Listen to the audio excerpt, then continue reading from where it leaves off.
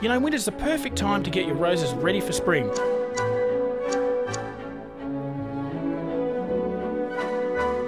And our Hunter Valley Garden team of experts are going to show you how.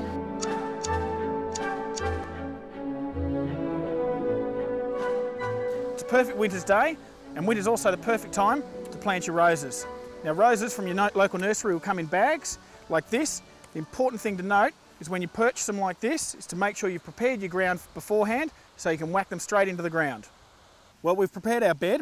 We've dug in some organic compost and cow manure into the existing soil. We've dug a nice deep hole and formed a mound in the middle. Now, this mound will be used to set the roots right on top of it to get good root establishment. Now, the rose generally, you need to be careful when you take it out of the bag. You can see there's not a lot of root development there, which is fine, but it's important when you position the rose, you make sure that those roots get right on top of that mound. Then it's just a matter of backfilling with soil to the appropriate height. Now, one thing you need to note is the soil level needs to be at the original soil point. It can't go any higher and cover that graft union because that'll cause disease. Now that that's done, all we need to do is a good heavy mulch of straw or lucerne.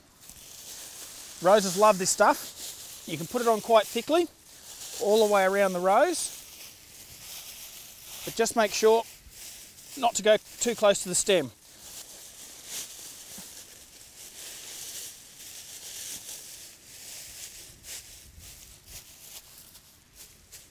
Once that's done, then all we have to do is give it a good drink.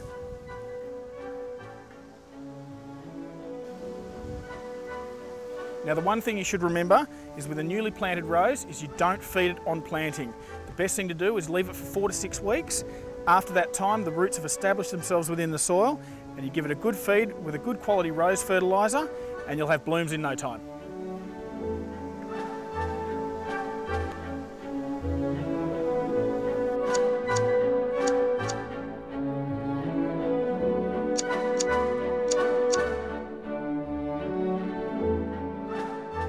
Now, there are two key factors. One is removing the deadwood amongst the plant, and two, removing any of the spindly crossed over branches that also exist.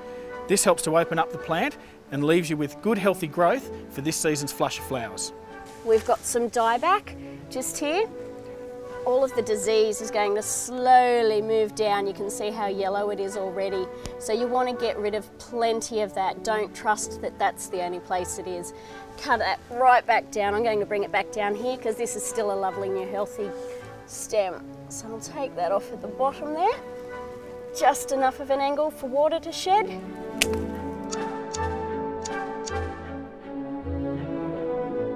So within this, basically, we're wanting to actually take away any wood that's growing into the plant. So we'll just start here, just removing some of these smaller shoots.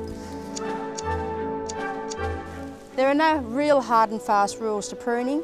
It all depends on what wood you've already got on that rose. So seeing as this rose has already got some nice new growth, I'm in a position where I can remove this piece of wood because it's going through the middle of the rose.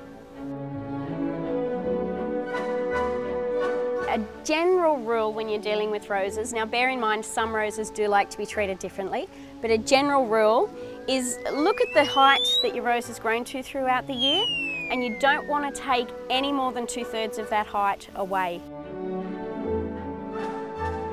And you're looking for outward facing buds. There's one right here, which is where I want it to be.